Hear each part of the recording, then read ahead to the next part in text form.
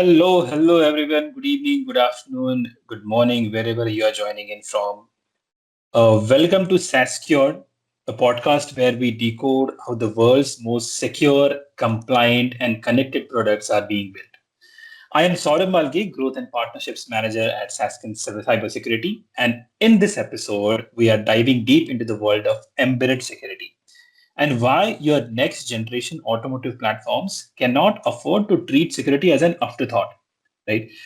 Joining me today is Ed Bateman, Director of Product Management at Trustonic, the minds behind Kinibi, a secure operating system powering over 2 billion devices worldwide. And mind you, Trustonic is one of our esteemed technology partners at Sasken, right? We are exploring how Trustonic trusted execution environment is redefining embedded protection and how our partnership together is enabling OEMs, tier ones, component suppliers to build secure, compliant products for the ground up. Let's dive in. Thank you so much. I think, to be honest, in the beginning, we should start at the vehicle level. As connected cars or vehicles evolve into software defined vehicles or machines, what's the real risk you see in building telematics or even cockpit systems today, especially in this today's era of highly connected systems? Sure.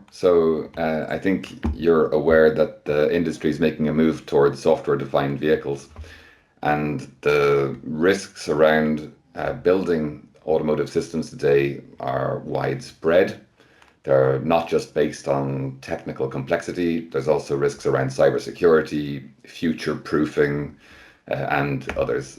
So, because my background's in cybersecurity, I'll be really focusing around the cybersecurity risks more, but I'm sure that as the conversation goes on, we'll probably touch on some of the other elements as well.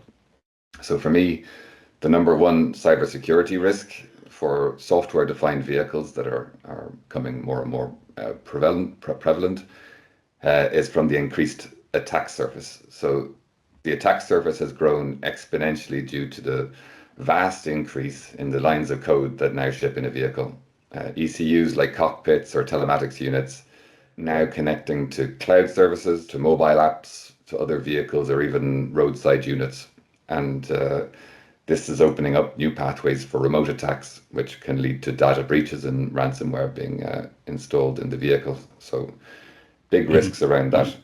Uh, Depending on how the vehicle's being designed and the architecture, modern cockpits that combine infotainment with cluster and ADAS potentially as well, they're going to have connections with CAN and Ethernet.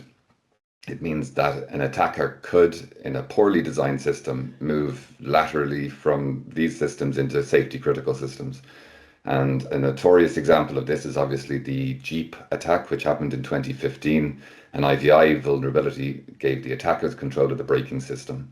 This is something that Right. really shook the industry back in 2015, and I think it lit a fire on the subject of cybersecurity and really made people pay attention and react to it. Obviously, there's other issues around GDPR, data privacy. At the moment, no one is safe from these breaches, and the fines that are related to these breaches are huge.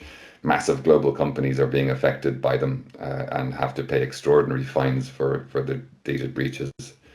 I would say, however, that we're seeing change in the industry. So there is an attempt by the industry to reduce these risks. We're seeing regulations, we're seeing OEMs that are ramping up their internal security teams, their software teams. They're tending to partner with consultants now on their cybersecurity needs to get independent evaluation and advice, not just trusting themselves, but having third parties look at what they're doing. And we see more and more uptake of newer security solutions like secure enclaves and trusted execution environments.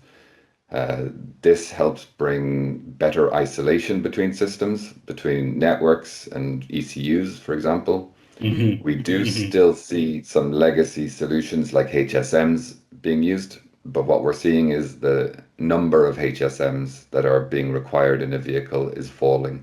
because now we have certified software alternatives like a TE or trusted execution environment, which are becoming more commonplace. And obviously that at Trustonic is one of the things that we can provide.